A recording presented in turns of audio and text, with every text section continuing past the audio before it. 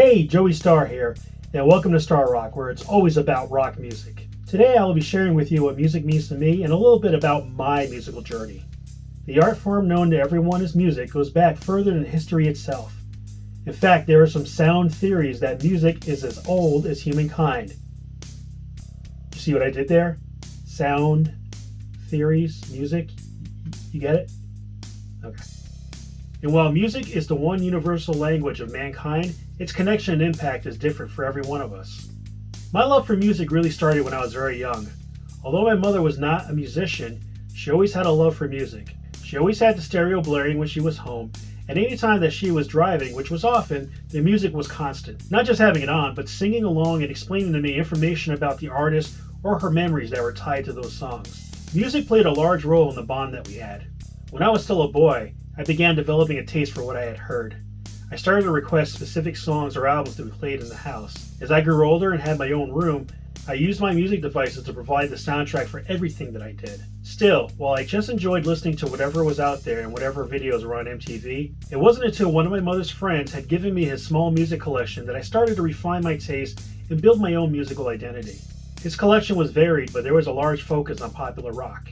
And while there was a small handful of albums that became part of my daily rotation, like David Bowie, The Cars, and Men at Work, the album that fully captivated me and started my plunge into a new world of music was Quiet Riot's Condition Critical.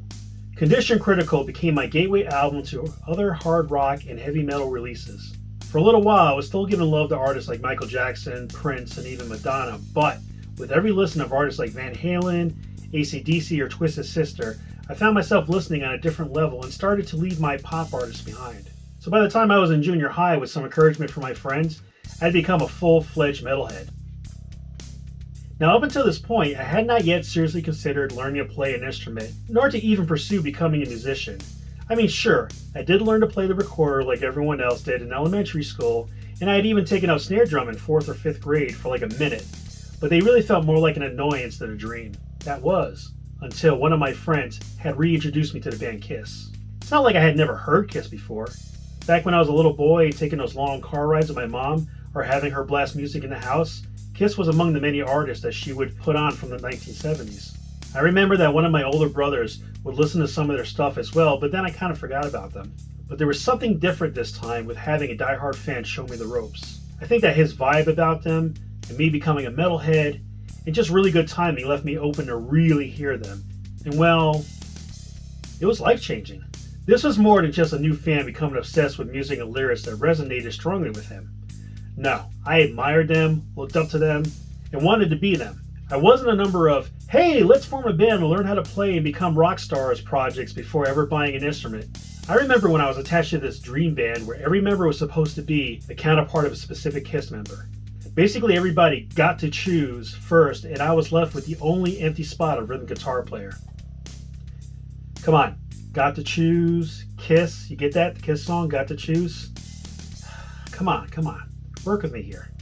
But after working my ass off at a kosher hotel for Passover as a busboy to save up for a guitar, when it came time to pick one out at the local music store, which was Murray's in Monticello, I let my heart guide me and purchased a Guild short-scale bass guitar that seemed to wave and call my name. Really? Nothing? Come on, guys. I had great expectations for this group. So that, and my first PV micro bass amp, ran me about $175 on that day, and I was probably the happiest 17-year-old on the planet. When I presented my newfound source of pride to my fellow members of Kiss 2, it did not go over well, as I had ignored the plan and betrayed their trust. Regardless, that was the start of a long and important journey in my life that became the backbone of my very being. It was hard at times, both as a bass player and a singer. I had to put in a lot of work and endure a lot of frustrations. As I struggled to learn and forge my own path, I was often met with resistance and naysayers. I couldn't even begin to tell you how many times and how many people would shoot me down, say I wasn't good enough, and even said that this wasn't for me, and that I should quit. They said that I was awful, that I sucked, that I had no shot at being good, ever. And perhaps to some degree they were right, at the time. But thank goodness I learned early on not to listen to anyone and just do what I feel is right.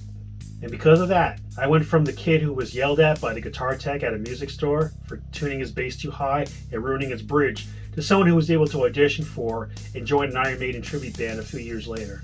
And as a singer, I went from someone who was told by people claiming to be my friends to never sing again to someone who now wins over the crowd every time I perform. So these days, when I'm not rambling on about music in front of a video camera, I sing for a band called Dr. Shadow every week. If those naysayers can see me now, they'd have to chow down on some serious crow because while I did quit once for about a year, I came back and never more will I stop because that's who I am. Nevermore. Chewing down on crow. We got a lot of work to do this season. Every fiber of my being is rooted in the fact that I am a musician. Even in my non-musical activities, I will always find a way to bring music into it. Even if it's just blaring MP3s into my earbuds or daydreaming about my next band rehearsal, waiting for the clock to strike 5 p.m. on a Friday night. I look at the world from the perspective of music. I experience life through music, and I resonate as someone who will always identify with the power of music. Music is the magical adhesive that binds us all together. In the words of the great German philosopher Friedrich Nietzsche, Ohne Musik wäre das mein Irrtum. Oh, you want to know what that means? It means, without music, life would be a mistake. Thank you so much for watching Star Rock. Be sure to like, share, subscribe, and stalk. Laters!